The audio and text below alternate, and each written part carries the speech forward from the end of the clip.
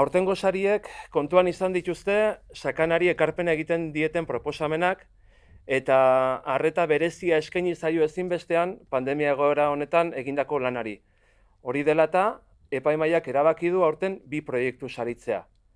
Bata, Sakana Maker eta bestea Sakanako Jostunak. Maker Sakana, fabricación distribuida en Auzolan de equipamiento de protección al COVID y distribución a las personas de servicios esenciales de Sakana, comercio y sanidad.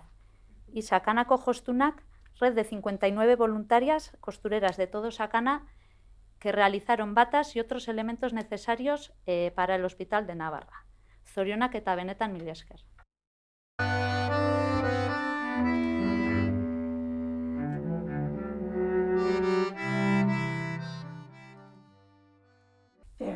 Pues nada, muchísimas gracias y bueno, que sepáis que lo cojo en nombre de todas las compañeras que colaboraron en este proyecto y como sanitaria que soy, con este detallazo que nos habéis obsequiado, quiero recordar a todos los fallecidos del COVID y familia.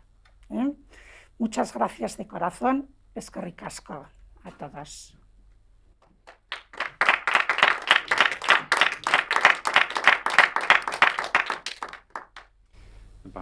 Atxaldeon, eskerrik asko denoi, eskerrik asko, posible egin dezuten guztioi, bereziki, Dinabide, garapenaren jendeari, Aintzane eta Zuaitz areti hori, eta baita Magoto Navarra enpresari ere. Nik esan nahi dut hau hasi zala nahi gabe, eta hartu dula dimentsio bat ez genula espero.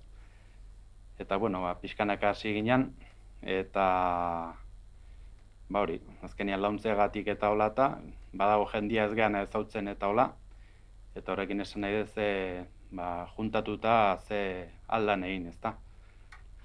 Ez galdetu gabe nondik datorren jendia, eta nondik bakoitza berea aportatu zuen, altzuena egin zuen, eta, oberako balin bazan, aurrera eta beste gabe, eskerrik asko posible egin izan duzuna.